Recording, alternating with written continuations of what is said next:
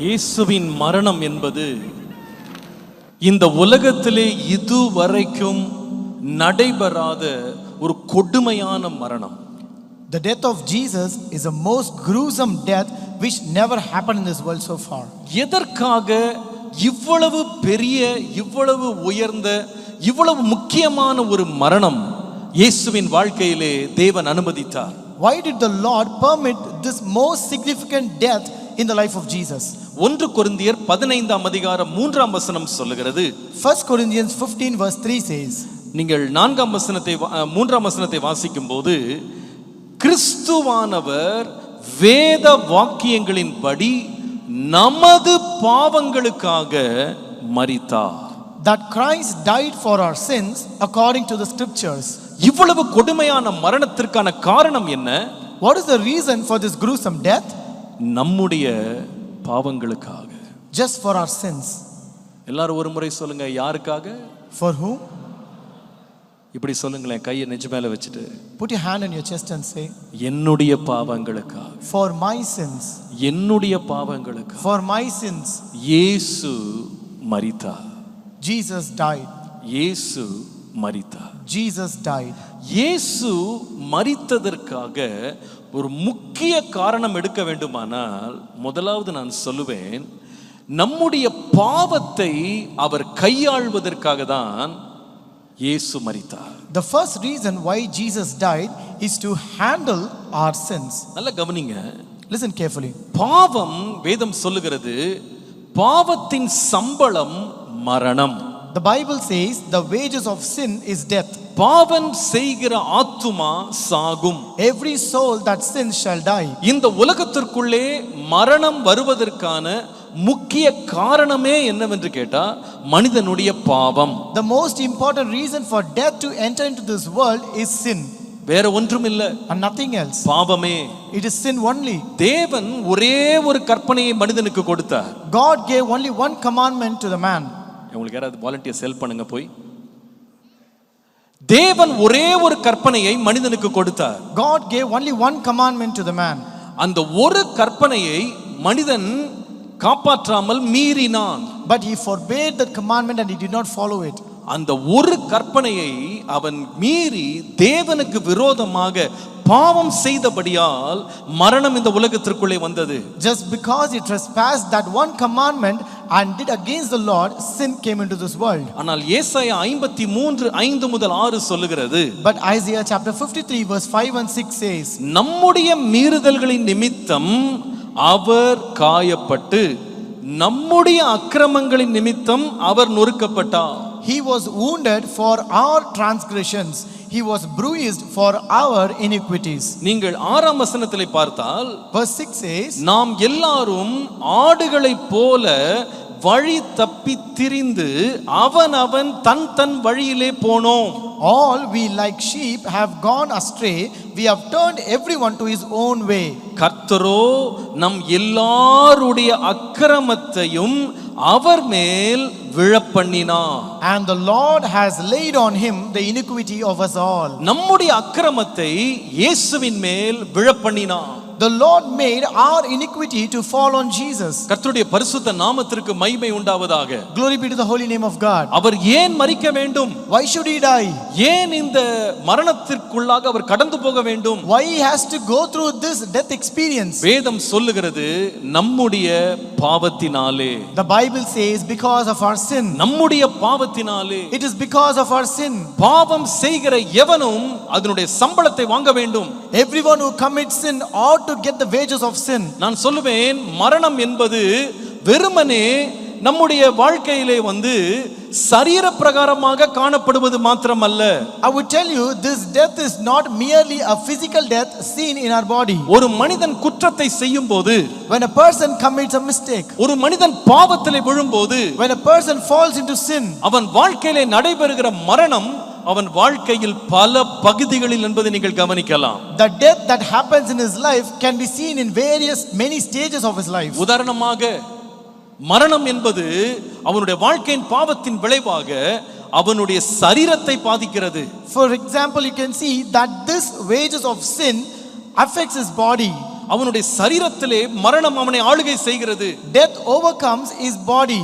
பாவத்திற்குட்படுகிறவன் மனதளவில் மனிக்கிறான். A person who commits sins will be dying in his heart. அவனுடைய மனசாட்சி வேலை செய்ய மாட்டேங்கிறது. His conscience will not work anymore. அவனுடைய உணர்ச்சிகளிலே மரணத்தை பார்க்கிறான். And he will also see death in his senses. பாவத்திலே விழுகிறவர்கள் அன்பை இழக்கிறார்கள். People who fall into sin will lose love. இரக்கத்தை இழக்கிறார்கள். They will lose mercy. மனிதாபியத்தை இழக்கிறார்கள். They lose humanity. எல்லா இடங்களிலேயும் ஒரு மரணம் ஒரு வாழ்க்கை ஆளுகை செய்கிறது. And you can see that this death rules in every part of their life. சிலருடைய வாழ்க்கையிலே பாவம் பிரவேசிக்கும் போது in somebody's life when this death அவருடைய உறவுகள் மரித்து போகிறது. their relationships will be spoiled. நீங்கள் சில குடும்பங்களை பாருங்க. You can see certain families என்றைக்கு அவங்க குடும்பத்திற்குள்ள பாவத்தை அனுபவிக்கிறார்களோ, the day when they permit the sin to enter into their family, தங்களுடைய தனிப்பட்ட வாழ்க்கையில அனுபவிக்கிறார்களோ, the day when they permit it to enter into their personal life, அதோட விளைவு என்னன்னு கேட்டீங்கன்னா அவங்களுடைய குடும்பமே உறவே மரித்து போகிறது. as a result you can see the entire relationship of the family is dead. சிலருடைய வாழ்க்கையில் நான் பார்த்திருக்கிறேன், அந்த டெத் எங்க வருது, அந்த நஷ்டம் எங்க வருதுன்னு கேட்டா அவங்களுடைய பொருளாதாரத்திலேயே அவங்க அனுபவிக்கிறாங்க. I've also seen in some people's life where they will encounter this loss in a financial way. நல்லா இருந்தான் சார், அவன் நல்ல கொடி கட்டி பறந்தான் sir. He was living a very prosperous and well life. என்றைக்கு இந்த தப்பு தண்டாவத்துல விழுந்தானோ, but the time when he got into this all crimes, அதில இருந்து சொத்தை எல்லாம் இழந்துட்டான் sir. he began to lose all his wealth. ஒண்ணுமில்லாத ஆண்டியா மாறிட்டான் sir. now he has become totally poor. இது ஏன் வந்தது என்று கேட்டா, why did this come? பாவத்தின் சம்பளம் மரணம். It's because the wages of sin is death. பாவம் ஒருவனை வாழ விடாது. the sin will not let a person live. பாவம் ஒருவனை செழிக்க விடாது. sin will not let a person prosper. இயேசு என்ன செய்தார்? what did Jesus do? நம்முடைய பாவத்தின் நிமித்தம் வந்த மரண தண்டனையை இயேசு தன்மேல் ஏற்றுக்கொண்டார். Jesus accept the punishment that came from the wages of our sin. அவருடைய தலை முதல் பாதம் வரைக்கும் அவர் தண்டிக்கப்பட்டார். he was condemned and punished right from his head to toe. யாருக்காக? for whom? நமக்காக. only for us. நமக்காக. it is for us. நம்முடைய பாவத்தின் நிமித்தம் அவர் நொறுக்கப்பட்டார். he was oppressed for our sin. தண்டனை இல்லாமல் பாவத்திற்கு விடுதலை கிடையாது. there is no deliverance to sin without punishment. அந்த தண்டனையை இயேசு தன்மேலேயே ஏற்றுக்கொண்டார். and Jesus accepted that punishment upon himself. இந்த மிக முக்கியமான மரணம் நடப்பதற்கு காரணம் என்னவென்றால், இயேசு என்னையும் உங்களையும் நம்மையும் மரணத்தினால் உண்டாகும் ஆக்கினையிலிருந்து தண்டனையிலிருந்து நம்மை விடுவிக்கிறதற்காக இயேசு மரித்தார். This most significant death of Christ happened because so that he can release us from the wages of sin. நாம் அவரை விசுவாசிப்போமானால், if we believe him, அவர் என்னுடைய தண்டனை ஏற்றுக்கொண்டார் என்று நாம் விசுவாசிப்போமானால், if we believe that he has accepted our punishment, நம்முடைய பாவங்களை அறிக்கை செய்ய நாம் ஆயத்தமாய் இருப்போமானால், and if we are willing to confess our sins, அவருடைய விடுதலையை நாம் பெற்றுக்கொள்வோம். we will experience his deliverance. இன்றைக்கு ஆண்டவர் உங்களை விடுதலையாக்க வல்லவர். today the Lord is able to deliver you. ஆம், நம்மை ஒவ்வொரு நாளும் பிசாசானவன் பாவம் செய்ய அனுதினமும் தொடர்ந்து தூண்டுகிறான். yes, truly this devil will trigger us each and every day to commit sin. அவருடைய நோக்கம் என்ன தெரியுமா? what is the purpose of devil? எப்படி ஆகிலும் இவளை அழித்து விட வேண்டும். somehow I want to destroy this person completely. வேதம் சொல்லுகிறது, திருடன் திருடவும் கொல்லவும் அழிக்கவும் வருகிறானே அன்றி வேறு ஒன்றுக்கும் அவன் வருகிறதில்லை. the Bible says the thief does not come except to steal and to kill and to destroy. ஆனால் இயேசு எதற்காக வந்தார் தெரியுமா? but why did Jesus come? சாக கிடக்கிற மனிதனை மரணத்தை தன்மேலே ஏற்றுக்கொண்டு அவனுக்கு ஜீவனை கொடுக்கும்படி, so that he can give life to the one who is in that almost deathbed, so that he can இன்றைக்கு நம்மை வாழ வைக்க இயேசு வல்லவராய் இருக்கிறார். Jesus is able to make us live today. ஆண்டவரே, நான் வாழ்ந்திருக்க விரும்புகிறேன்.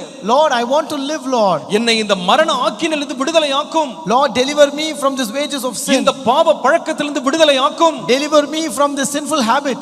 என்று நீங்கள் கேட்பீர்களானால், if you could ask that today, இன்றைக்கு தம்மேலே மரண தண்டனை ஏற்றுக்கொண்ட இயேசு உங்களை இன்றைக்கு விடுதலையாக்குவார். Jesus who accepted this punishment of our sin upon himself is able to deliver you today. என்னுடைய தகப்பனார் இதே ஆவடியில 67 வருஷத்துக்கு முன்பாக ஒரு மோசமான வாழ்க்கையை வாழ்ந்தவர். my father lived in the same Avadi almost 67 years ago. he lived a very horrible life. 13 வயதுல அவர் ஆவடிக்கு திருநெல்வேலியிலிருந்து வீட்டுக்கு தெரியாமல் ஓடி வந்தவர். at the age of 13 he came running away from his house from Tirunelveli. எதற்காக வந்தார்னு கேட்டா கூலி வேலை ஒரு மளிகை கடையில செய்து கிடைத்த சம்பாத்தியத்தை வைத்து உலகத்தை தகாத விதத்துல அனுபவிக்கிறதுக்காக வந்தார். He came here to work in a provision shop for daily wages and to enjoy this world in an evil manner.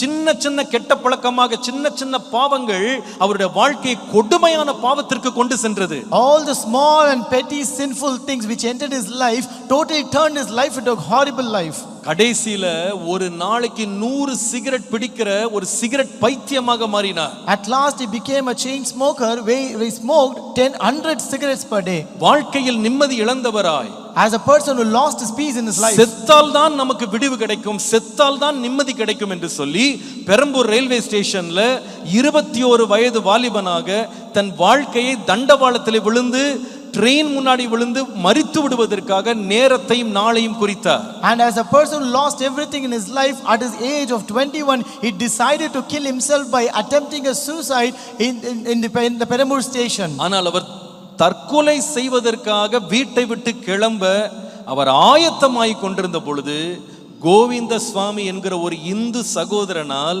இயேசு கிறிஸ்துவின் அன்பை குறித்து கேள்விப்பட்டார். When he was preparing himself for the suicidal attempt and when he was about to start from his house, he encountered and met a person named Govinda Swami who met him and talked to him. இந்த கோவிந்த சுவாமி என்கிற அந்த குடும்ப நண்பர் எதேர்ச்சியாய் வந்து எங்க அப்பாவை கட்டாயப்படுத்தி இதை போன்ற ஒரு ஆலயத்துக்கு கொண்டு போனார். This Govinda Swami, who was a family friend, he came there and he compelled my father to, and he took him to a church like this. Govind சுவாமி இந்து நண்பர் கையில பைபிளோட சர்ச்சுக்கு போனார். Govinda Swami, who is a Hindu friend, he came to the church with a Bible. ஆனா எங்க அப்பா பிறந்த கிறிஸ்தவன் Thomas ராஜ்னு பேரு, அவர் வந்து பாக்கெட்ல 20 சிகரெட் வச்சிட்டு போனார். But my father, who is a born Christian named Thomas Raj, he came to the church with 20 cigarettes. ஏன்னா அவருக்கு சிகரெட் பிடிக்காம இருக்க முடியாது. Because he cannot live without smoking. ஆனால் அன்றைக்கு இயேசுவின் அன்பினால் தொடப்பட்டார். But that day he was touched by the love of Jesus. அவருடைய வாழ்க்கை மாறினது. His life totally changed. சாக வேண்டும் என்றிருந்த மனிதனை கர்த்தர் மாற்றினார். God changed the person who determined to kill himself and die. அதுடைய விளைவாக 67 ஆண்டு கழித்து அவருடைய மகனாக நான் இன்றைக்கு நின்று பிரசங்கம் பண்ணி கொண்டிருக்கிறேன். As a result, after 67 years, I stand here as his son and preach here. இதே சபையிலே தேவனுடைய தாசனாகிய என்னுடைய அப்பா அவர்கள் கொடுத்த பிரசங்கத்தினாலே ஊழியத்தினாலே இந்த இயேசுவை அறிந்தவர்கள் அவரை ஏற்றுக்கொண்டவர்கள் எண்ணற்ற மக்களாக இருக்கிறார்கள். There are a number of innumerable people in this church where they have accepted Jesus by listening to the preachings of my father who is a servant of God. இது எப்படி நடந்தது? How did this happen? ஒன்றே ஒன்றுதான். Only one thing. இயேசு எனக்காக மரித்தார். Jesus died for me. எதற்காக? For what? நான் செய்த பாவங்களுடைய தண்டனையை அவர் ஏற்றுக்கொள்ளும்படியாக. So that he can accept the punishment of the sin which I committed. இரண்டாவது இயேசுவின் மரணம் ஏன் இவ்வளவு முக்கியமானது? Number 2, why the death of Jesus is most significant? ஏசாயா 53 10ஆம் வசனத்தை வாசிக்கும்போது Isaiah 53:10 says, இரண்டாம் பகுதி, அவருடைய ஆத்துமா தன்னை குற்ற நிவாரண பலியாக ஒப்பு கொடுக்கும்போது அவர் தமது சந்ததியை கண்டு நீடித்த நாளாய் இருப்பார்.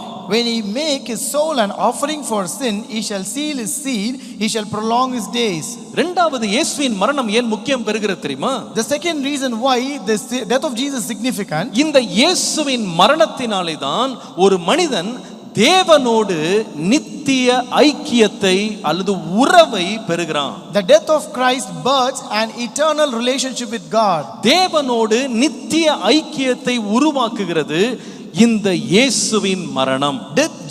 This death of Jesus births an eternal relationship with God. நம்முடைய தேவன் பரிசுத்தம் உள்ளவர். Our God is a holy God. பாவி துன்மார்க்கன் ஒருபோதும் தேவனண்டை வந்து சேரவே முடியாது. A sinner or a wicked person can never come nigh to God. அவர் குற்றமற்றவர், மாசற்றவர், பரிசுத்தர். He is a God who is holy, who is without any sin and without any blemish. மனிதன் பாவம் செய்ததினால் தேவனோடு உள்ள உறவை முறித்து கொண்டான். Just because man committed sin, he broke the relationship with God. ஆகவே தேவனண்டை அவன் நெருங்க முடியவில்லை. Therefore he was not able to come near to God. கடவுளுடைய பிரசன்னத்திற்குள்ள போக முடியல. He was not able to enter the presence of God. ஆனால் இயேசு எதற்காக வந்தார் தெரியுமா? But why did Jesus come? மனிதனுக்கும் தேவனுக்கும் முறிந்து போன உறவை தன்னுடைய மரணத்தினாலே சீர்படுத்தும்படி வந்தார். Jesus came to set right the breach and the brokenness of relationship between man and God. ஒரு சிலுவை மரத்தை நீங்கள் பார்ப்பீர்களானால், When you look at a cross, அந்த சிலுவை மரத்தில் இயேசு தொங்கின அந்த தண்டு பாத்தீங்கன்னா நேரா வானத்துக்கும் பூமிக்கு நேரா இருக்கும். you can see that the vertical part of that cross will be standing between the earth and the heaven. அந்த மரம் எதற்காக அப்படி வைக்கப்பட்டது தெரியுமா? You know why it is placed there? இயேசு ஏன் அப்படி போய் மரிக்க வேண்டும் தெரியுமா? Why did Jesus choose to die that way? அந்த சிலுவை மரம் ஒரு செய்தியை சொன்னது. This cross gives a message. என்ன செய்தி? What is that message? மனிதனுக்கும் கடவுளுக்கும் நடுவுல இயேசு தொங்கி மனுஷனையும் கடவுளுக்கும் நடுவுல பாலமாக நின்றார். Jesus hung between God and man and he remained or set a bridge between God and man. இனி இயேசுவின் மூலமாக, அவருடைய மரணத்தின் மூலமாக அதை விசுவாசிக்கிறவன் தேவன் அண்டை சேர முடியும். Henceforth, through Jesus, through the death of Jesus, and whoever believes it can reach God through Jesus. அவர் இல்லாம விடுதலை இல்ல. And there is no deliverance without him. அவர் இல்லாம நிம்மதி இல்ல. There is no peace without him. அவர் இல்லாம தேவனோடு உறவு இல்ல. There is no relationship with God without Jesus. ஆம், கடவுள் அண்டை சேருவதற்கு அவரை பிரியப்படுத்துவதற்கு காணிக்கைகளை தேவன் எதிர்பார்க்கவில்லை. God doesn't expect our offerings to please him to reach him. நம்முடைய பணத்தை வைத்து கடவுளுடைய நன்மதிப்பை பெற முடியாது. We cannot get a good reputation from God using our money. நம்முடைய பொருளை வைத்து நன்மதிப்பை பெற முடியாது. We cannot get a good respect from God by the அவருடைய products. சமூகத்திலே ஒருவன் பிரவேசிக்க வேண்டுமானால் தேவன் அவனிடத்திலே எதிர்பார்க்கிறது பரிசுத்தம். If a person ought to enter the presence of God, God expects holiness. அந்த பரிசுத்தம் யாரால் கிடைக்கிறது? How do we get that holiness? இயேசுவின் மூலமாக. Only through Jesus Christ. பாருங்க, இயேசு நம்முடைய பாவங்களுக்காக மரித்தார்னு சொல்லும்போது, when we say that Jesus died for our sins, சில பேர் நினைக்கலாம், ஓ வேற யாராவது மரிச்சிருப்பாங்களே, அவங்களெல்லாம் எந்த கணக்குல சேர்க்கிறது? some people may think, see others also died, then how can it be different from this? உங்களுக்கு சொல்லட்டுமா? Shall I tell you இந்த something? உலகத்துல யார் வேண்டுமானாலும் இன்னொருத்தருக்கா மரிக்கிறதுக்கு முன் வரலாம். See, any person may come front to die for any other person in this world. ஆனால் எந்த மனுஷனுடைய மரணமும் தேவனை பிரியப்படுத்தாது. But no death of a person can please God. ஏனென்றால் இந்த உலகத்திலே ஒவ்வொருவனை குறித்து வேதம் சொல்லுகிறது, எல்லாரும் பாவம் செய்து தேவ மகிமையற்றவர்களாயிட்டாங்க. It's because the Bible says that everyone have committed sin and fallen short of the glory of God. ஆகவே எல்லாரும் மரிக்க ஆயத்தமா வந்தா கூட தேவனால் அவங்க ஏற்றுக்கொள்ளப்பட மாட்டாங்க. Therefore, even though if everyone is prepared to give their life, but it will not be pleasing and accepted by God. தேவனால் ஏற்றுக்கொள்ளப்படுகிற ஒரே ஒரு மாசற்ற தூய பலி உண்டானால் அது இயேசு மாத்திரமே. Only pure and holy sacrifice that is accepted by God is Jesus Christ alone. அவர் பரிசுத்தத்தில் பிறந்தார். He was born in holiness. அவர் பரிசுத்தமாய் வாழ்ந்தார். He lived a holy life. அவர் பரிசுத்தர் என்று தீர்க்கப்பட்டார். And he was also considered as the holy.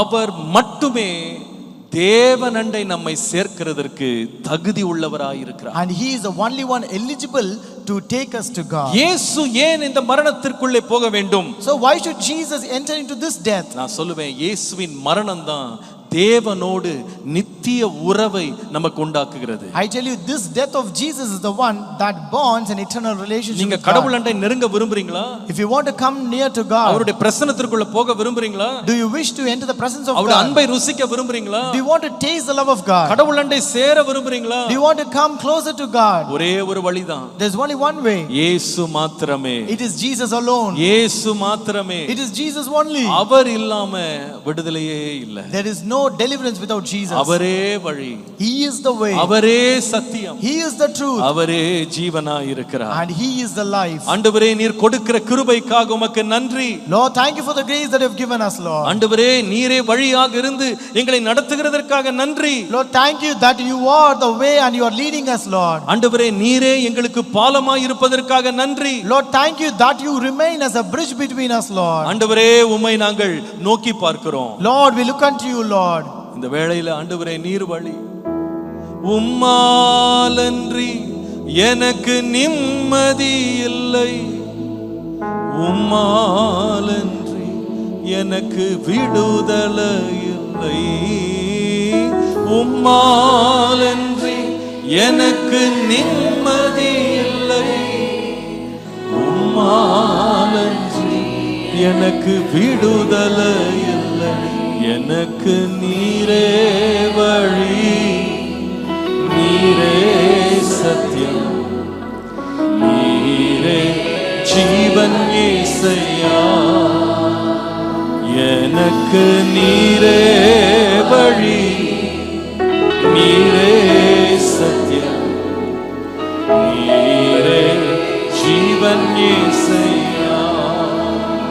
எனக்காக சிலுவையில், எனக்காக சிலுவையில் நீர் மரித்தீர், எனக்காக திரு ரத்தம் நீர் சிந்தினீர், எனக்காக சிலுவையில் நீர் மரித்தீர், எனக்காக திரு ரத்தம் நீர் சிந்தினீர். என் மகனே வருவாயா, இதயத்திலே இடம் தருவாயா, என் மகளே வருவாயா, இதயத்திலே இடம் தருவாயா. நம்ம நிறைய பேர் கடவுள்கிட்ட எப்படி போக நினைக்கிறோம்னா, நம்ம திருப்திக்கேற்ற மாதிரி கடவுள்கிட்ட போக நினைக்கிறோம். Many of us want to come near to God according to our satisfaction. ஓ, நான் கடவுள்கிட்ட என் சம்பாரிச்ச பணத்தை கொண்டு கொடுத்துட்டேன்னா நான் கடவுள்கிட்ட போயிடலாம். See, if I give the money that I have earned to God, then I can go closer to God.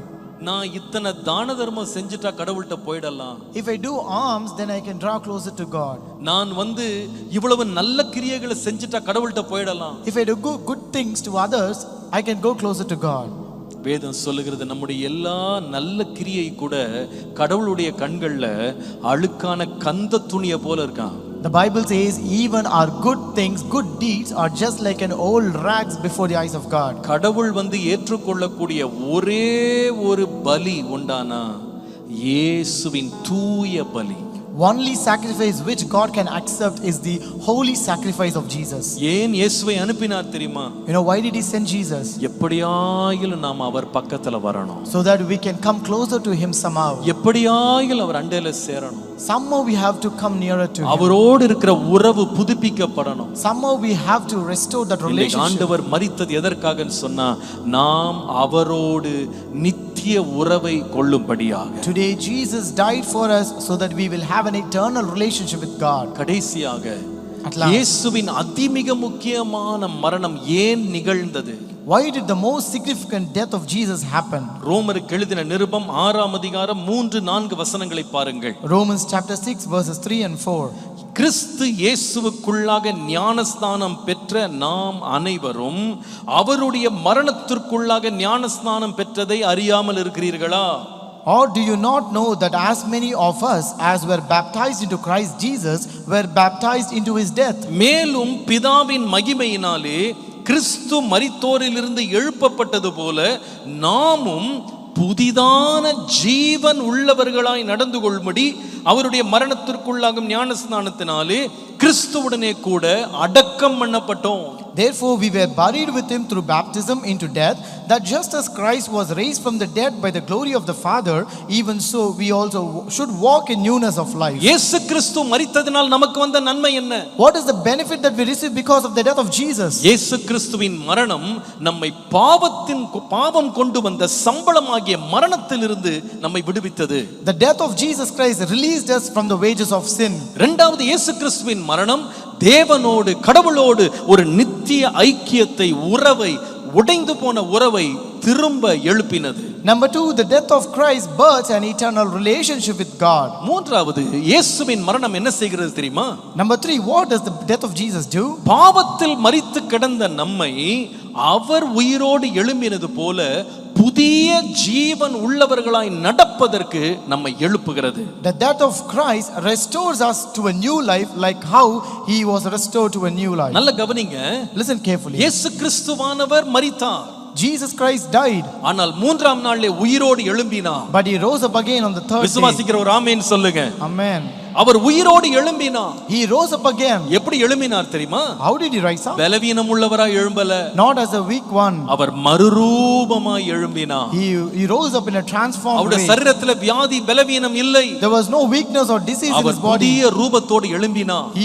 He rose up in a new form. அந்த மரணத்தை விசுவாசிக்கிறவர்களுக்கு நடக்கும் நன்மை என்ன தெரியுமா? What will happen to the people who believe the death? வேதம் சொல்லுகிறது, The Bible says, அவரை ஏற்றுக்கொண்டு ஞானஸ்நானம் பெற்று அவருடைய மரணத்திற்குள்ளாக நாம் நம்மை அடையாளப்படுத்திக் கொள்ளும்போது, those who accept him and those who find themselves into his baptism, வேதம் சொல்லுகிறது, the Bible says, நம்மையும் புதிதான ஜீவன் உள்ளவர்களாய் நடந்து கொள்ள தேவன் உதவி செய்வார். the Lord will help us also to walk in newness of life. நல்ல கவனிங்க. Listen carefully. பாவம் செய்த மனுஷனுடைய வாழ்க்கையில பாவம் செய்யும் கொடுமையான பின் விளைவு அவனை திரும்ப நார்மல் பர்சனாக மாற்றவே மாற்றாது. The horrible consequence a sin does in the life of a person is that it will not restore him into a normal life. எல்லாரும் கவனிங்க. Listen carefully. ஒரு பத்திரிக்கையில நான் ஒரு முறை படிச்சேன். I read in an article once. ஒரு முறை நீங்க நாம நம்முடைய பிரெயின் எவ்வளவு பவர்ஃபுல்னு கேட்டா, ஒரு முறை ஒரு தகாத படத்தை ஒரு மனுஷன் பார்த்துட்டான்னா அந்த படம் அவனுடைய சிஸ்டம்ல, அவன் பிரெயின்ல அது எந்த காலத்திலுமே அழிக்க முடியாத அளவு ஒரு தாக்கத்தை ஏற்படுத்திடுதான். I read that our brain is so powerful that when a person watches a filthy film, that impact that creates in his brain will not be deleted from his brain. ஒவ்வொரு குற்றமும் இப்படிதான் நம்முடைய வாழ்க்கையிலே தடம் பதிக்கிறது. So this is how each and every sin and every crime that we commit makes an impact. பல வருஷம் கழிச்சு கூட திரும்ப அது என்ன செய்யுதுன்னா, அந்த இடத்துக்கு போகும்போது, அந்த ஆளை பார்க்கும்போது, அந்த சம்பவத்துக்குள்ள போகும்போது திரும்ப அவங்க பழைய மாதிரி போயிடுறாங்க. Even after many years, when they go to the same place, when they meet the same person or do the same thing, it again reminds them the same thing and make them do it. ஆகவே பாவத்துல விழுகிற மனுஷன் தம் வாழ்க்கையை புதுசா மாத்திக்கணும், நல்லவனா வாழணும்னு நினைச்சா கூட அவனால ரொம்ப நாள் நிக்க முடியாது. So therefore a person who falls into the sin, if he wants to transform his life himself, he cannot do it for a very long time. ஆனால் வேதம் சொல்லுகிறது, But the Bible says, இயேசு கிறிஸ்துவினுடைய மரணத்திற்குள்ளாகும் ஞானஸ்நானம் பெற்று அவருடைய மரணத்திற்குள்ளாக நம்மை நாம் அடையாளப்படுத்தும் போது தேவன் நம்மை புதிய ஜீவன் உள்ளவர்களாய் புதிய வாழ்க்கை வாழ உதவி செய்கிறார். when we see ourselves into the death of Jesus through baptism into death, then like how Jesus was raised as a new form, he will make us also a new form. சில பேர் நான் சொல்றதை கேட்டிருக்கேன். I've heard people saying this. Pastor, நான் இந்த தப்பு பண்ணிட்டேன். Pastor, I've committed this sin. Sir, நான் இந்த தவறுக்குள்ள விழுந்துட்டேன். Sir, I've fallen into this sin. இனி நான்லாம் மாறவே முடியாதுங்க. I can never change anymore. நான்லாம் சரியாகவே முடியாது. I cannot live a normal life. நான்லாம் திரும்ப குடும்பத்துக்கு செட் ஆக மாட்டேன். I will not set right for my family. நான் திரும்ப நல்லவனா மாறுறது வாய்ப்பே இல்ல. There is no chance I become a good person again. ரொம்ப கெடுத்துட்டேன் சார் என் மனசை. I spoiled my heart. என் நேரத்தை ரொம்ப கெடுத்துட்டேன். I spoiled my time. 40 வருஷம் என் டைமை நான் இழந்துட்டேன். I wasted my 40 years. இனிமே எனக்கெல்லாம் புதுசா ஒரு வாழ்க்கைன்றது வாய்ப்பே இல்ல. And there is no chance for me to have a new life anymore. இதை தான் நிறைய பேர் நம்புறாங்க. இதை நம்பிய நிறைய பேர் இதன்படியே வாழ்றதுக்கு முயற்சி பண்றாங்க. So this is what many people believe, and they also live and lead their life believing this thing. ஆம், நம்முடைய சொந்த முயற்சியினால நம்முடைய வாழ்க்கையை நம்மால் புதுப்பிக்கவே முடியாது. Yes, it's true that we cannot restore our life into a new form by our own efforts. ஆனால் மரித்தோரிலிருந்து உயிரோடு எழுந்த இயேசு எந்த மனுஷனையும் புதுப்பிக்க வல்லவராய் இருக்கிறார். But Jesus, who rose up from the death, is able to transform any person into a new form. நான் சொல்லுவேன், இதை நீங்கள் விசுவாசிக்க முடியுமானால் உங்கள் வாழ்க்கை இன்றைக்கு மாறும். I tell you, if you can believe this today, your life will be transformed. நடந்த ஒரு உண்மை சம்பவத்தை உங்களுக்கு சொல்லுகிறேன். Let me cite you a real incident that பல happened. ஆண்டுகளுக்கு முன்பாக அமெரிக்காவில் உள்ள சிகாகோ என்கிற நகரத்திலே ஒரு பெரிய நகைக்கடை ஒன்று இருந்தது. Many years ago, there was a jewelry shop in the city of Chicago in America. அந்த நகைக்கடையில ஒரு மனுஷன், ஒரு திருடன் அனுதினமும் அதை நோட்டம் விட்டு கொண்டே இருந்தான். There was a thief who was keeping eye on that shop every day. அந்த மனிதன் நோட்டமிட்டு கொண்டு ஒரு நாள் அதை திருடுவதற்கு ஆயத்தமாகி கடை மூடுகிற நேரத்துல திடீரென்று உள்ளே புகுந்து அந்த கடைக்காரனை உள்ளே தள்ளி அந்த ஷட்டரை தனக்கு பின்பாக மூடிக்கொண்டான். So having watched that shop for a very long time. This thief, one day, when the shopkeeper was about to close the shutter, he just pushed him inside the shop, and he also went into the shop and closed the shutter behind. உள்ளே மாட்டிக்கொண்ட இந்த மனுஷன் மிரண்டு நிக்கும்போது கன்னை காமிச்சான். The person who was inside, he was totally trembled, and this man took his gun and showed him. சொன்னா நான் எல்லாத்தையும் என்கிட்ட கொடுத்துட்டு சுட்டு போட்டுருவேன். He said, give me everything, otherwise I will shoot you. அந்த மனுஷன் கை கூப்பி சொன்னான், எதை வேணா எடுத்துக்கப்பா, என்ன மட்டும் கொன்றாத. So this man pleaded him, saying, take away whatever you want, but don't எனக்கு kill ஒரு me. மனைவி 2 பிள்ளைங்க இருக்காங்க. I have a wife and 2 children. எனக்கு எந்த கெடுதலும் செஞ்சிராத. Please do not harm me. என்ன தயவு செய்து உயிரோட விட்டுரு. Kindly leave me. இருக்கிற பணத்தை எல்லாம் கொடுன்னு கேட்டான். And take all the money that he கையில had. இருந்த பணத்தை எல்லாம் வாங்கிட்டான். He took all the money that he gave உள்ள him. பெட்டியில இருக்க பணத்தை எல்லாம் எடுன்னா. And he asked him to take the money inside. அவன் உள்ள போய் ஒரு சேஃப்ல அவன் பணம் வச்சிருந்தான். So inside he kept some money in a safe. அதை எடுக்கிறதுக்காக குனிந்த பொழுது When he bent down to take that money, இந்த திருடன் நினைச்சிட்டானா இவன் போலீஸ்க்கு கூப்பிடுறதுக்காக அலாம் அமுத்த போறான்னு சொல்லி. this thief thought he is going to press an alarm to call the police. என்ன செய்தான் தெரியுமா? Now what did he இந்த do? மனிதன் எதிர்பார்க்காத நேரத்துல திடீரென்று கன்னை எடுத்து அப்படியே அவனை பாயிண்ட் பிளாங்க்ல நெஞ்சில வைத்து சுட்டான். At an unexpected moment, this man took that gun and shot him in the point blank in his chest. சற்றும் எதிர்பாராத இந்த மனுஷன் நடுங்கி கீழே விழுந்து தத்தளித்து கதறினான், யாராவது என்னை காப்பாற்றுங்கள், என்னை கொன்று விடாதே அப்படின்னு கதறினான். Unexpected, this man, he fell on the ground and he was shouting, someone save me, someone help me, என்னை கொன்றாத. do not kill me. ஆனா இவன் கொஞ்சம் கூட இரக்கம் காட்டவே இல்லை. But this man never showed any mercy. இவன் கீழே ரத்த வெள்ளத்துல விழுந்து கிடந்தாலும் இவன் பாட்டுக்கு உள்ள போனா எல்லா ஷெல்ஃபையும் உடைச்சு உள்ள இருக்கிற எல்லா நகையும் எடுத்தான்.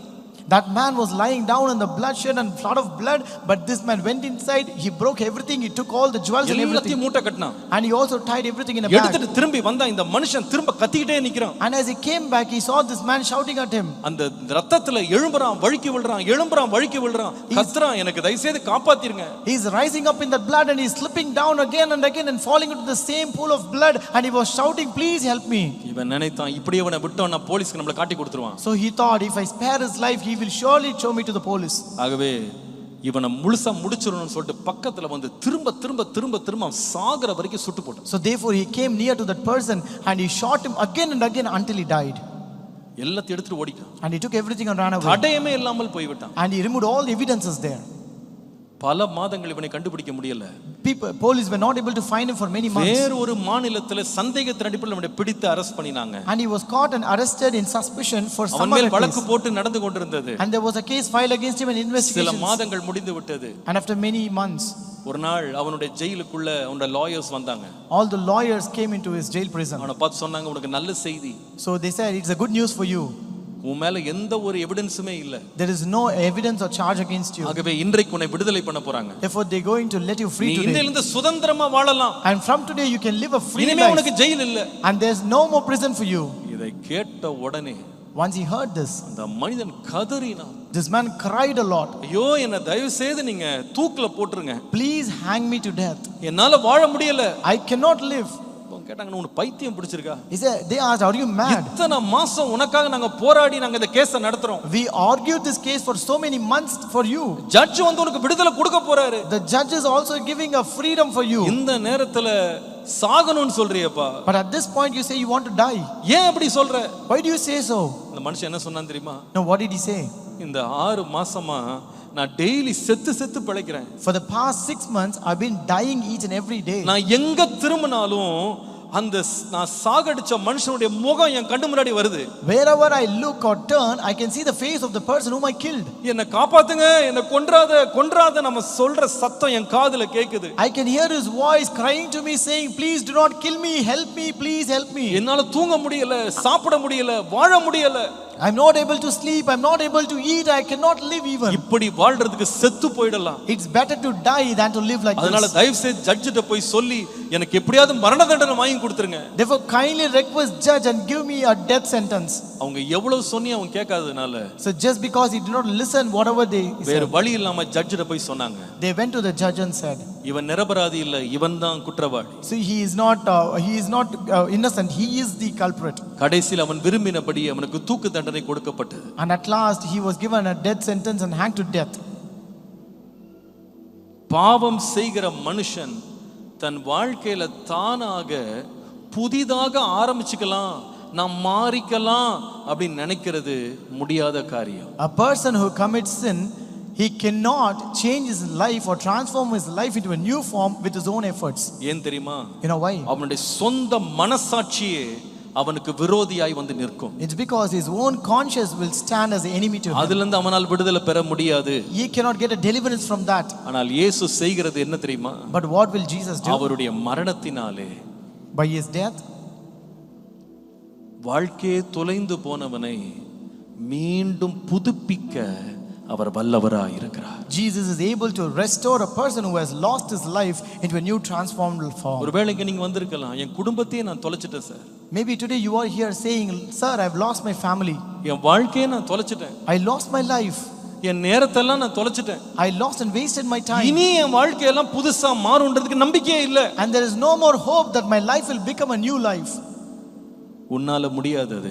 It is impossible by you. ஆனால் தேவனாலே எல்லாம் கூடும். But all things are possible by God. அவர் எந்த மனுஷனையும் பிரகாசிக்க பண்ண வல்லவர். He is able to lighten up any person. ஒருவன் கிறிஸ்துவுக்குள்ளே இருந்தால் அவன் புது சிருஷ்டியாய் இருக்கிறான். If any person is in Christ, he is a new creation. பழையவைகள் எல்லாம் ஒளிந்து போயின, எல்லாம் புதிதாயின. All things have passed away, behold, all things have become new.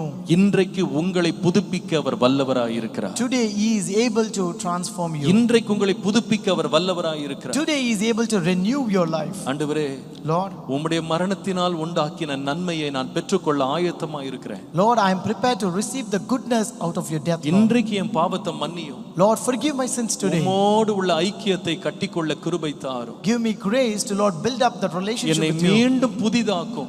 Lord, make me new again. என் நொறுங்கி போன வாழ்க்கையை திரும்ப சீர்படுத்தும். Lord, set right my broken life, Lord. என் வாழ்க்கையை கட்டி எழுப்பும். Lord, build my life up. நான் நொறுங்கி போய் வந்திருக்கிறேன். Lord, I'm totally broken today. எனக்கு நம்பிக்கையே இல்லாம நான் வந்திருக்கிறேன். I'm here totally in a hopeless இனி situation. நான் மாற முடியும், திருந்த முடியும், வாழ முடியும், எனக்கு நம்பிக்கை இல்ல. I don't have a hope that I can live a new life, I can change, or there can be any transformation ஆனா in my life. இன்றைக்கு உங்களுடைய வசனத்தை நான் கேட்டேன். But today I have heard your word. அவருடைய மரணத்திற்குள்ளாகும் ஞானஸ்நானத்தினாலே தேவன் நமக்கு புதிய வாழ்வை நமக்கு தருகிறார் என்று நான் கேட்டேன். I heard that through baptism into death that you can give me a new life. இன்றைக்கு இயேசுவை ஏற்றுக்கொள்ள நான் விரும்புறேன். And today I want to accept Jesus. எனக்கு ஒரு புது லைஃப் தேவை. And I want a new life today. எனக்கு ஒரு புதிய ஆரம்பம் தேவை.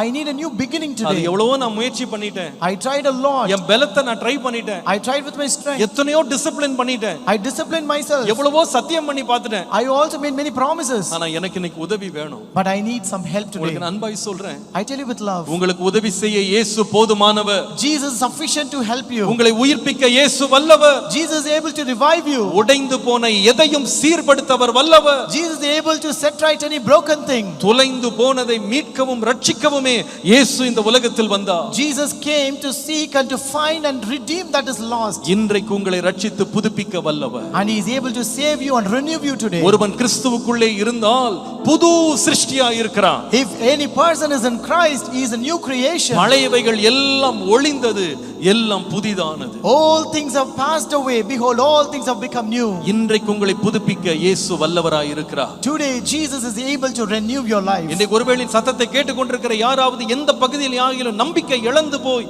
இனி எனக்கு வருங்காலம் இல்லை, எனக்கு வாழ்க்கை எல்லாம் முடிந்து விட்டது நினைச்சிட்டு வந்திருக்கலாம். Is there someone here, as you listen to this word, you might be thinking, I've lost everything, I have no hope, there is no more future for me.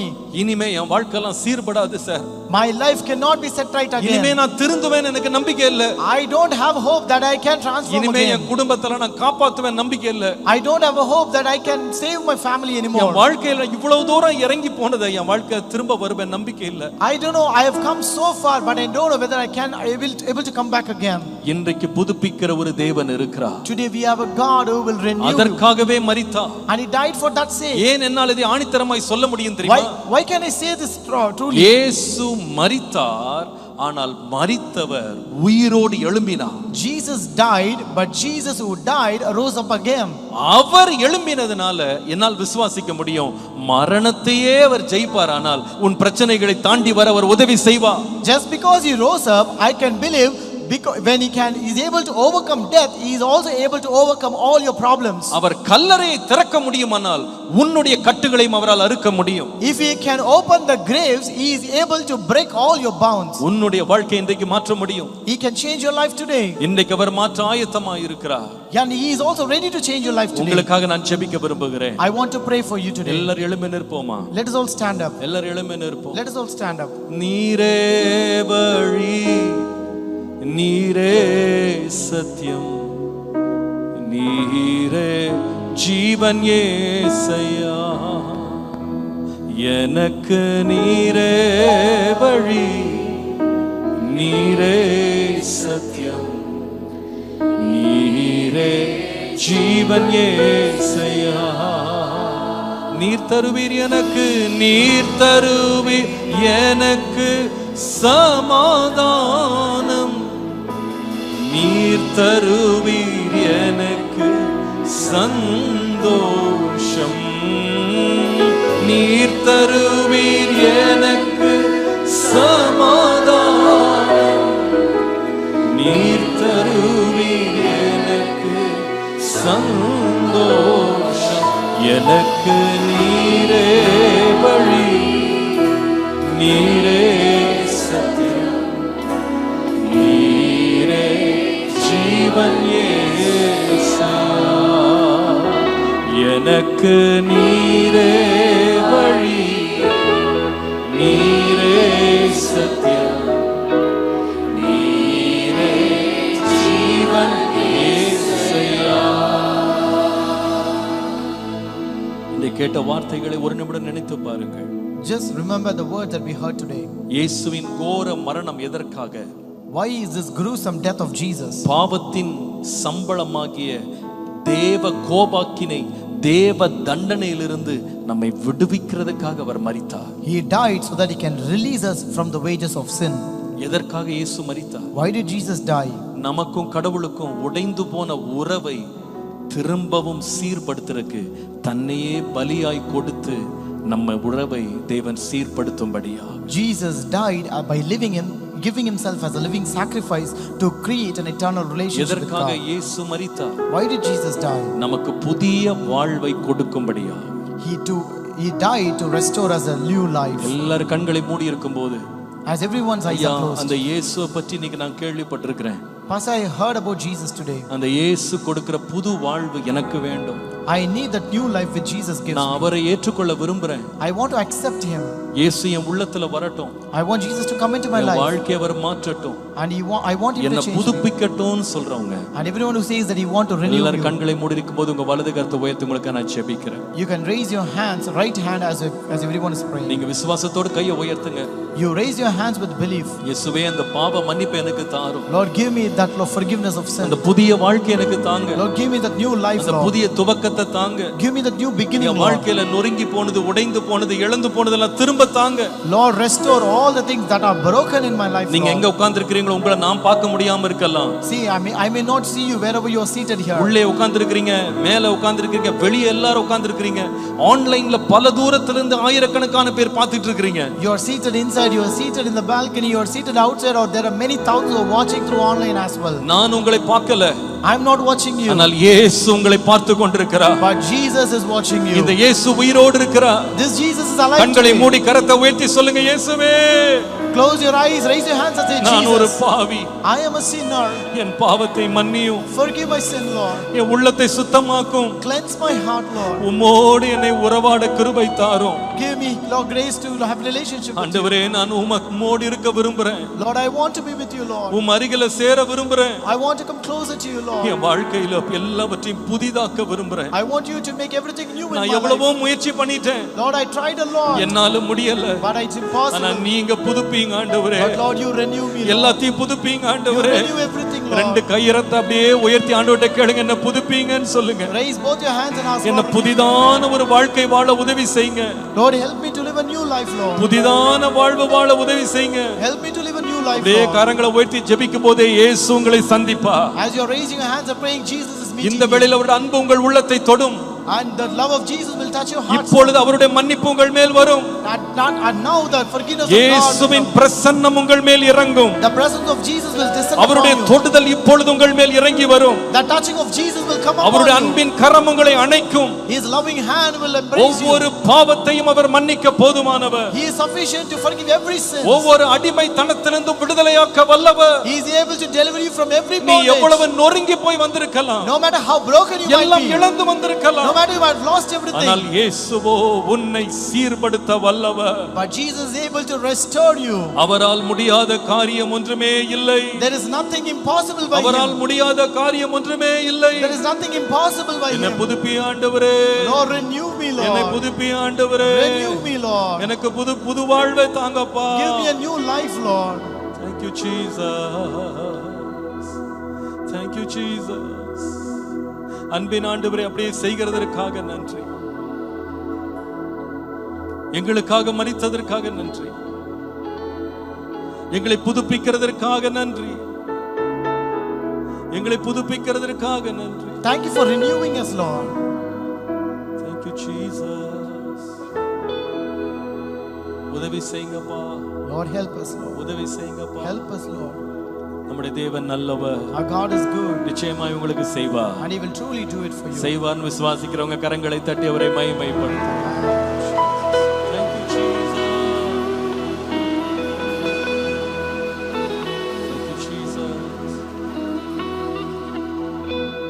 இன்னைக்கு முதல் முறையாக எங்கள் நடுவுல விருந்தினர்களாக வந்திருக்கிறவர்களை நாங்கள் வரவேற்கிறதுல ரொம்ப சந்தோஷப்படுறோம். We are really happy and glad to welcome who are here for the first time as our guests. கடந்த 70 நாட்களாக நடந்த கூட்டங்கள்ல அநேகர் வந்து அதுல வீடுகள்ல நீங்க வந்து பங்கெடுத்தீங்க. And there are many of you who participated in the house meetings that we conducted in the past days. இன்றைக்கு தான் முதல் முறை இப்படி ஒரு ஆலயத்துக்குள்ள நீங்க வந்திருக்கலாம். It might be the first time that you have entered a church today. உங்களை சந்தித்து உங்களுக்காக விசேஷமா ஜெபம் பண்ண விரும்புகிறோம். And we really want to meet you and also pray for you specially. இதுதான் முதல் முறை நான் இந்த மாதிரி ஒரு சர்ச்சுக்கு வந்திருக்கிறேன் அப்படின்னு சொல்றவங்க இருக்கிற இடத்துல இருந்து தயவு செய்து எழுந்து முன்னால வாங்க, உங்களுக்காக நாங்க ஜெபிக்க போகிறோம். If you are here and you say this is the first time that you are here, I request you to come forward to the front. மேல இருந்தீங்கனாலும் கொஞ்சம் கஷ்டம் பார்க்காம கீழ வாங்க, உங்களுக்கு விசேஷத்தை சில காரியத்தை வச்சிருக்கிறோம். தயவு செய்து முன்னால வாங்க. So we really want you to come to the front. சபையார் கரங்களை தட்டி தேவனுக்கு மகிமை செலுத்துவோம். நம்முடைய தேவன் ரொம்ப ரொம்ப நல்லவர். How good is our God? Thank you Jesus. முன்னால வாங்கப்பா, முன்னால வாங்க. உங்களுக்காக ஒரு விசேஷித்த ஜெபத்தை நான் செய்ய விரும்புகிறேன். I really want to make a special prayer for you. இத்தனை பேரை கர்த்தர் முதல் முறையாக நம்முடைய சபைக்குள்ளே கொண்டு வந்திருக்கிறார். The Lord has brought so many people. நம்முடைய ஜெபத்தை கர்த்தர் கேட்டிருக்கிறார். The Lord has heard our prayers. ஓ ரகாந்தல ரஷந்தலரி. நன்றி ஆண்டவரே. மேல இருந்தீங்கன்னா கூட தயவு செய்து முன்னால வந்துருங்க. மேல இருந்தீங்கன்னா கூட கொஞ்சம் கஷ்டம் பார்க்காம வந்துருங்க. Thank you Jesus. Thank you Jesus. Thank you Jesus. Thank you Jesus. Thank you Jesus. நன்றி இயேசுவே. நன்றி இயேசுவே. நன்றி இயேசுவே. Thank you Jesus. Oh hallelujah. இயேசு நல்லவர். இயேசு நல்லவர். இயேசு நல்லவர்.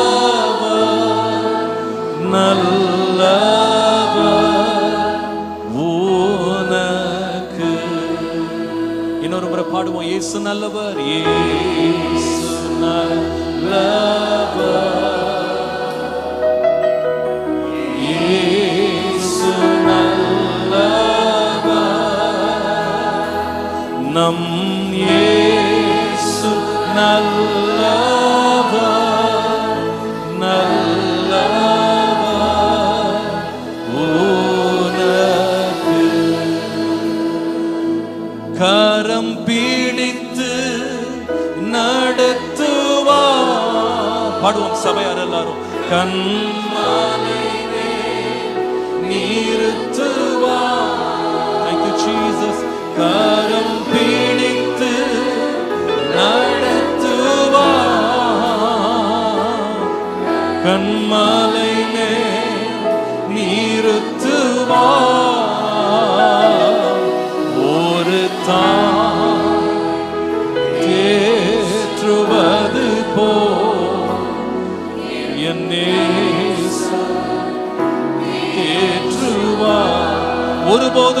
கைவிடா ஒரு போதும் கைவிடா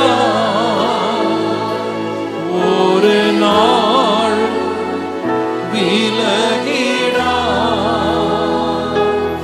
ஒரு போதும் என்னை கைவிடா ஒரு நாள் விலகிடா. Thank you Jesus. ஒரு தாய் தேற்றுவது போல் என் இயேசு தேற்றுவார். ஒரு தாய் Thank you Jesus. Thank you Jesus. Thank you Jesus.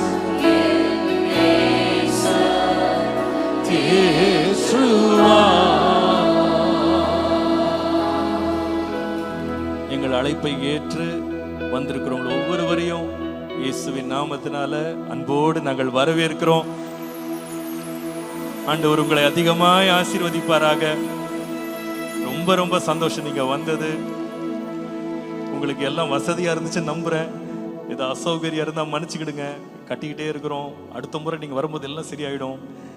உங்களை நாங்க ரொம்ப நேசிக்கிறோம். எங்களை விட இயேசு உங்களை ரொம்ப நேசிக்கிறார். More than us, Jesus loves you more. இயேசு உங்களுக்காகவே மரித்தார். Jesus died for you. நமக்காக மரித்தார். He died for us. நம்ம ஒருத்தரும் சொல்ல முடியாது நான் ரொம்ப நல்லவன் சார், நான் பெர்ஃபெக்ட் சார்னு யாரும் சொல்ல முடியாது. We cannot say that we are good or we are perfect. சில பேர் நம்முடைய செய்கைகளால நிறைய பாவங்களை செஞ்சிருப்போம். Some of us would have done many sins through our activities. ஆனால் சில எண்ணங்களே ரொம்ப பொல்லாத பாவங்கள்ல வெளியே சொல்ல முடியாம தவிச்சுக்கிட்டு இருப்போம். Some would have done many mistakes through our thoughts which we can't even reveal to others. நான் உங்க முகத்தை தான் பார்க்கிறேன், இயேசு உங்க உள்ளத்தை பார்க்கிறாரு. I just see your faces, but Jesus looks at your heart. உங்க உள்ளத்துல என்ன போராட்டத்துல நீங்க இருக்கிறீங்கன்றதை அவர் அறிந்திருக்கிறார். Jesus knows the struggle that you're going in your heart. அவரிடத்துல உங்க வாழ்க்கையை கொடுப்பீங்களானா நிச்சயமாக இந்த இடத்தை விட்டு நீங்க போகும்போது ஒரு பெரிய சமாதானத்தோட போவீங்க. If you commit your life to Jesus, truly as you leave this place you will go with great peace. மனுஷனுடைய பாவத்தை மன்னிக்கிறதுக்கு இயேசுவை தவிர வேற யாருமே இல்ல. It's because there is no one who can forgive the sins of man except Jesus. ஏன்னா மனுஷனுடைய பாவத்துக்காக இயேசு ஒருத்தர் தான் தண்டிக்கப்பட்டார். It's because Jesus was the only God who was punished for the sins of man. நம்முடைய பாவத்துக்காக அவர் சிலுவையில ரத்தம் சிந்தினார். He shed his blood on the cross just for our sins. நாம வாழ்வை காண்றதுக்கு அவர் மரணத்துக்கு தன்னை ஒப்பு கொடுத்தார். He committed himself to death so that we can live. அவர் கொடுக்கிற ரட்சிப்பை, அவர் கொடுக்கிற மன்னிப்பை, அவர் கொடுக்கிற சமாதானத்தை, நிம்மதியை பெறறதுக்கு செய்ய வேண்டிய ஒரே ஒரு காரியம், இயேசுவே நான் உம்மை விசுவாசிக்கிறேன்னு சொன்னா போதும். Only thing that you have to do to receive that forgiveness, that salvation that he gives, just say Lord I believe you. நீங்க விசுவாசிச்சீங்கன்னா இன்றைக்கு கடவுளுடைய மகிமை உங்க வாழ்க்கையில பாப்பீங்க. If you believe, you will see the glory of God in your life today. நீங்க believe பண்றீங்களா அது? Do you believe it today? நீங்க என்ன தேவையோட நீங்க வந்திருக்கலாம். You might have be here with any ரொம்ப வல்லமை உள்ளவர். But God is more powerful. ரொம்ப கருணை உள்ளவர். He is more compassionate. ரொம்ப இரக்கம் உள்ளவர். He is more merciful. உங்களுக்காக ஒரு அதிசயத்தை இன்றைக்கு செய்வார். He will do a wonder for you today. என்ன தேவையோட வந்திருக்கலாம். No matter whatever need you might be. அவர்ட்ட சொல்லுங்க, அவர் கேட்பார். Just tell him, he will listen. இப்பொழுது நாங்க எல்லாரும் சேர்ந்து உங்களுக்காக நாங்க பிரேயர் பண்ண போறோம். Now we are going to pray for you. அப்படியே கண்களை மூடுங்க. Close your eyes. வலது கரத்தை அவர்ட்ட உயர்த்த முடிஞ்சா உயர்த்துங்க. If you can raise your right hand. சொல்லுங்க, இயேசுவே, say Jesus, என்னை ஏற்றுக்கொள்ளும். accept me Lord. என்னை ஏற்றுக்கொள்ளும். Accept me. என் உள்ளத்துல வாரும். Come into my heart. என்னை உம்முடைய பிள்ளையா மாற்றும். Make me your child. நான் தேடுகிற சமாதானத்தை எனக்கு தாரும். Give me the peace that I seek. என் வாழ்க்கையில நான் போகிற போராட்டத்திலிருந்து விடுதலை தாங்க. Give me deliverance from the struggle I'm going through. என்னை சுகமாக்குங்க. Lord, heal me. என்னை விடுதலையாக்குங்க. Deliver me. உம்முடைய அன்பினால் என்னை தொடுங்க. Touch me with your love. என்னுடைய பாவத்தை மன்னிங்க. Forgive my sins. உம்முடைய பிள்ளையா மாற்றுங்க. Make me your child. என் வாழ்க்கைக்குள்ள வாங்க ஆண்டவரே. Come into my life Lord. உம்முடைய அன்பை ருசிக்க வைங்க. May me taste your உம்மை love. நான் ஏற்றுக்கொள்றேன். I accept you. உம்முடைய அன்பினால் என்னை நிரப்புங்க. Fill me with your love. என்னோடு கூட வாங்க. Lord, come with me Lord. என் வாழ்க்கையை நீங்களே நடத்துங்க. You lead my life Lord. உம்முடைய பிள்ளையா என்னை மாற்றுங்க. You make me your child. என்னை ஆசீர்வதிங்க. You bless me. பரலோகத்திற்கு பாக்கியவானா மாற்றுங்க. Make me worthy of heaven Lord. இயேசுவின் நாமத்தில் பிதாவே. In Jesus name I pray. எல்லாரும் சபையார் உங்களுக்கு நேரா கரங்களை நீட்டி நாம் எல்லாரும் உங்களுக்காக ஜெபம் பண்ணுவோம். Raise your hands and pray. எல்லா சர்ச்சில் இருக்கவங்க அத்தனை பேரும் கரங்களை நீட்டி இந்த பிள்ளைகளுக்காக பிரேயர் பண்ணலாம். Let us all pray. அன்பின் ஆண்டவரே, இந்த வேளையிலே நாங்கள் ஆண்டவரே உம்முடைய கிருபையை பற்றி கொண்டு இந்த அருமையான பிள்ளைகளுக்காய் நாங்கள் ஜெபிக்கிறோம். இவர்களுடைய பெயர், இவர்கள் எங்கிருந்து வந்திருக்கிறாங்க, இவங்க என்ன தேவையோடு வந்திருக்கிறாங்க, இவங்க என்ன பிரச்சனையோடு வந்திருக்கிறாங்க, இது ஒன்று கூட எங்களுக்கு தெரியாது ஆண்டவரே. ஆனா இத்தனை 100 மக்களை இந்த ஆலயம் தேடி நீங்க கொண்டு வந்திருக்கிறதற்காக நன்றி ஆண்டவரே. நீங்க செய்யாம இது நடக்காதப்பா. இவங்க ஒவ்வொருத்தருடைய மனதில் என்னென்ன வேதனை, என்னென்ன கஷ்டங்கள், என்னென்ன வியாதிகள், என்னென்ன போராட்டங்கள், என்னென்ன குறைவுகள், என்னென்ன பிரச்சனைகள் இருக்கிறது என்பதை நீங்க அறிஞ்சிருக்கிறீங்க ஆண்டவரே. ஆண்டவரே, ஒருவேளை யார்ட்டையுமே சொல்லாம இருக்கலாம், ஆனா அது எல்லாத்தையும் நீங்க அறிஞ்சிருக்கிறீங்கப்பா. இப்பொழுது நாங்க ஜெபிக்கிற இந்த வேளையில உம்முடைய வல்லமை உங்க வாழ்க்கையில விளங்க பண்ணுங்க, உம்முடைய மகிமை உங்க வாழ்க்கையில விளங்க பண்ணுங்க, உம்முடைய அற்புதத்தை உங்க வாழ்க்கையில விளங்க பண்ணுங்க. நீங்க ஜீவனுள்ள தேவன் என்பதை அவர்கள் அறியும்படி, ருசிக்கும்படி உதவி செய்யுங்க. இன்று முதல் அவருடைய குடும்பத்தில் ஒரு பெரிய மாற்றம், ஒரு பெரிய ஆசீர்வாதம், அவருடைய உள்ளத்துல ஒரு பெரிய சமாதானம், அவருடைய பாவங்களிலிருந்து விடுதலை இன்றைக்கு உண்டாகட்டும் ஆண்டவரே, இன்றைக்கு உண்டாகட்டும்ப்பா. அவங்க ஒருவேளை சில பேர் கண்ணீரோடு வந்திருக்கலாம், பலவிதமான கவலைகளோடு வந்திருக்கலாம், பலவிதமான மனபாரங்களோடு வந்திருக்கலாம். எங்க போவது, என்ன செய்வது தெரியல, வழி தெரியாம தத்தளிச்சு வந்திருக்கலாம். இன்றைக்கு அவங்கள தொடுங்க ஆண்டவரே, இன்றைக்கு அவங்கள தொடுங்கப்பா, அவங்க கண்ணீரை தொடைங்கப்பா. அவங்க குடும்பத்தில் இருக்கிற போராட்டங்கள், அலக்களிப்புகளை நீக்குங்க ஆண்டவரே. நீங்க தயவு செய்து உதவி செய்யுங்கப்பா. நீங்க மனதுருக்கம் உள்ள தேவன், மனதுருக்கம் உள்ள தேவன், மனதுருக்கம் உள்ள தேவன். இன்றைக்கு அவர்களை சந்தித்து அவங்க தேடுற சமாதானத்தை தந்து ஆசீர்வதியும், ஆசீர்வாதமாக்கும், பெரிய காரியங்களை செய்யும். அவர்களுடைய குடும்பத்தை வாழ வைத்து ஆசீர்வதித்து உம்முடைய நாமத்தை மகிமைப்படுத்தும். இயேசுவின் நாமத்தில் பிதாவே, ஆமென். கரங்களை தட்டி இந்த பிள்ளைகளை நாம் வாழ்த்துவோம். Thank you for coming. கர்த்தர் உங்களோடு இருப்பாராக. நீங்க வந்ததுக்கு ரொம்ப ரொம்ப சந்தோஷம். இதே கூட்டம் திரும்ப ஞாயிற்றுக்கிழமை நடக்க போகுது. ஞாயிற்றுக்கிழமை 8 மணிக்கு ஒரு முறை வாங்க, திரும்ப வாங்க, அன்போடு கூப்பிடுறோம் வாங்க. முன்னால் வந்தவங்களுக்கு, முதல் முறை வந்தவங்களுக்கு வாலண்டியர்ஸ் அப்படியே உங்களை கீழே கூட்டு போயிடுவாங்க. உங்கள் எல்லாருக்கும் நாங்கள் எங்கள் சபையின் சார்பாக ஒரு அன்பின் விருந்து வச்சுருக்கிறோம். எளிமையான விருந்து தான். பொதுவாக குட் ஃப்ரைடேல நிறைய சர்ச்சில் சாப்பாடே போட மாட்டாங்க, இது துக்க நாளாக கொண்டாடுவாங்க. ஆனால் நீங்கள் வந்தது எங்களுக்கு ரொம்ப சந்தோஷம். அதனால உங்களுக்கு ஒரு சின்ன ஒரு சாப்பாடு, உங்களுக்கு பிரேக்ஃபாஸ்ட் வச்சுருக்கோம். இது மற்ற சபைக்கெல்லாம் கிடையாது, சபையாருக்கெல்லாம் கிடையாது. நீங்கள் யாரும் போயிடாதீங்க. இது வெறும் புதுசாக வந்தவங்களுக்கு மட்டும். நீங்கள் அப்படியே கீழே போனீங்கன்னா அங்கே உங்களுக்கு எல்லாருக்கும் வெஜிடேரியன் சாப்பாடு தான். கவலைப்படாதீங்க, சும்மா பசியோடு வந்திருப்பீங்க. அதனால் எல்லாரும் கண்டிப்பாக சாப்பிட்டு போனோம். எங்கள் அன்பின் ஒரு வரவேற்பை நீங்கள் தயவுசெய்து ஏற்றுக்கொள்ளுங்க.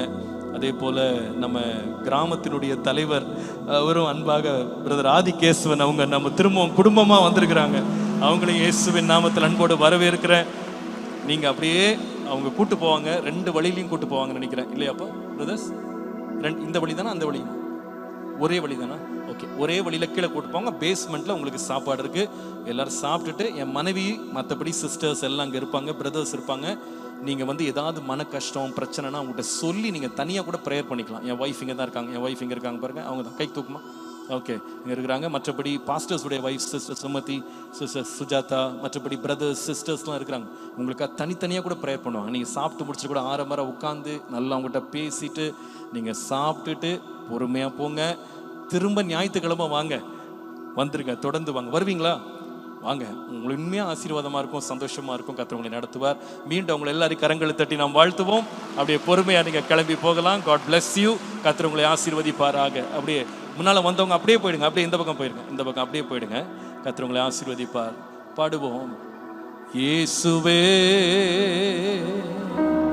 ஆண்டவர், மரணத்தினின்று உயிர் தெழுந்தார். கால்கள் யாவும், வாலண்டியர்ஸ் அப்படியே கூட்டு போங்க அன்பா. நாவு யாவும் போற்றிடும் அந்த இயேசுவே ஆண்டவர். இப்படி இந்த பக்கம் போனீங்கன்னா கீழே படிக்கட்டு போயிடலாம், திருப்பி அப்படியே வெளியே போயிடலாம். ரைட் சைடில் வழி இருக்கு, அப்படியே போயிடலாம். நீங்க ஃப்ரண்ட்ல போனீங்கன்னா கூட பேஸ்மெண்ட்ல இறங்கிடுங்க, பேஸ்மெண்ட்ல இருக்கு. இயேசுவே ஆண்டவர். பாடுவோம். இயேசுவே, இயேசுவே ஆண்டவர். அப்படியே சபையார் உட்காருங்க. இப்ப நம்ம தேவனுடைய ஆலயத்திற்கென்று விசேஷித்த காணிக்கைகளை நாம் செலுத்த போகிறோம். கால்கள் யாவும் முடங்கும், நாவு யாவும் போற்றி அந்த இயேசுவே ஆண்டவர். He is Lord, He is Lord. காணிக்கை எடுக்கிறவங்க காணிக்கை எடுக்கலாம். He is Lord, He has risen from the dead and thank you Jesus. Every knee shall bow, every tongue confess that Jesus Christ is Lord. இயேசுவே இயேசுவே ஆண்டவர், மரணத்தினின்று உயிர்த்தெழுந்தார். கால்கள் யாவும் முடங்கும், நாவு யாவும் போற்றிடும் அந்த இயேசுவே ஆண்டவர். கால்கள் யாவும் முடங்கும், நாவு யாவும் போற்றிடும் அந்த இயேசுவே ஆண்டவர். இயேசுவே இயேசுவே thank you Jesus. மரணத்தினின்று உயிர்த்தெழுந்தார்.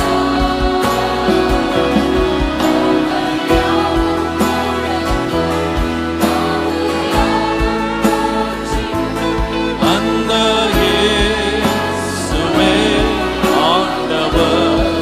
கால்கள் யாவும்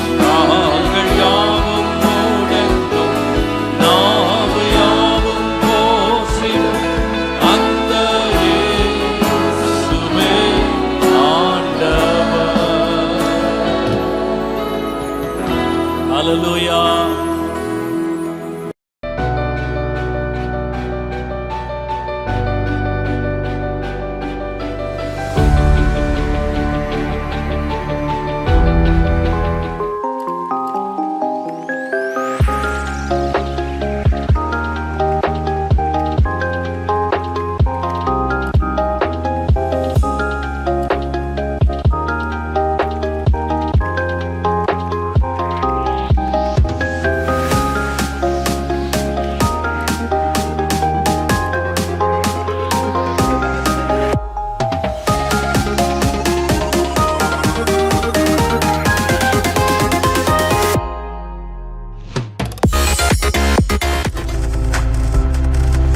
நீங்கள் பார்த்துக் கொண்டிருப்பது உங்கள் ஜாய் டிவி. உங்கள் துக்கம் சந்தோஷமாய் மாறும்.